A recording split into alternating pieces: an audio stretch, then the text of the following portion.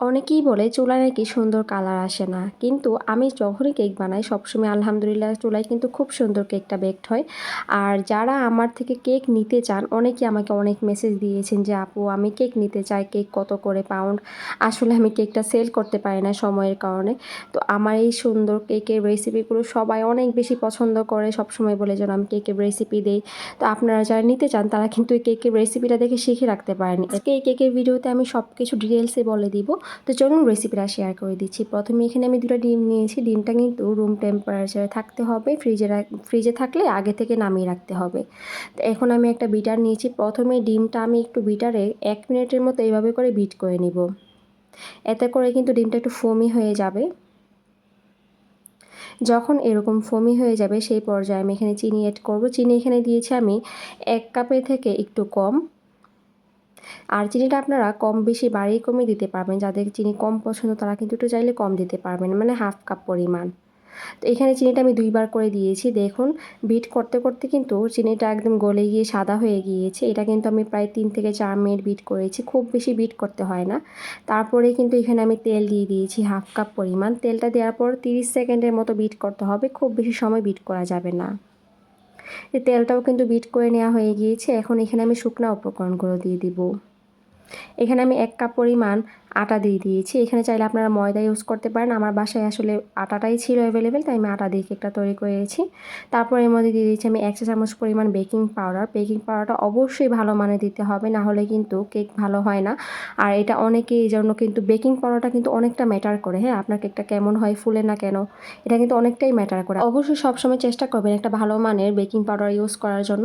তো এখানে কিন্তু আমি মালটা দিচ্ছি আর কি। মালটার উপরে যে জেসটা আছে না, সেটা আমি এভাবে করে একটু গ্রেট করে দিয়েছি, এতে করে সুন্দর একটা ফ্লেভার আসবে মালটার। তো এখন কিন্তু মিক্স করে নিচ্ছি আমি। মিক্স করে নেওয়ার পর এখানে আমি মালটার রস দিয়ে দিব।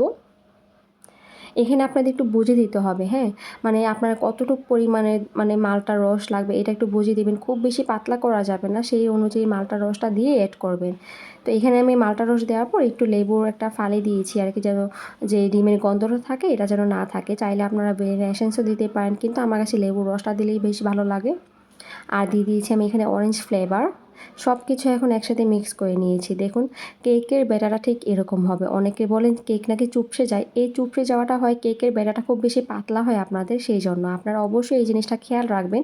কেকের ব্যাটারটা কিন্তু খুব পারফেক্টভাবে করতে হবে।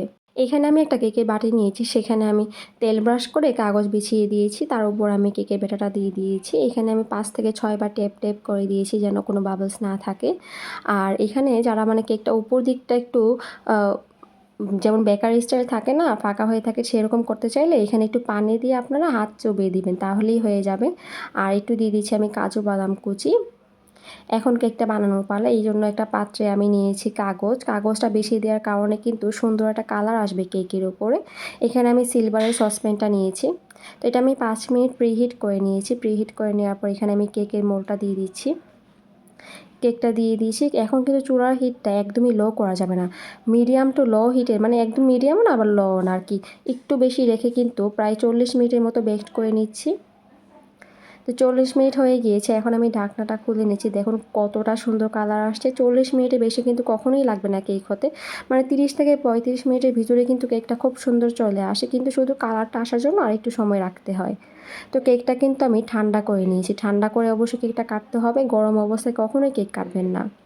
তো দেখুন দেখতে কতটা সুন্দর লাগছে কেকটা। যদি ভালো লেগে থাকে অবশ্যই কিন্তু লাইক, কমেন্ট আর শেয়ার করতে ভুলবেন না।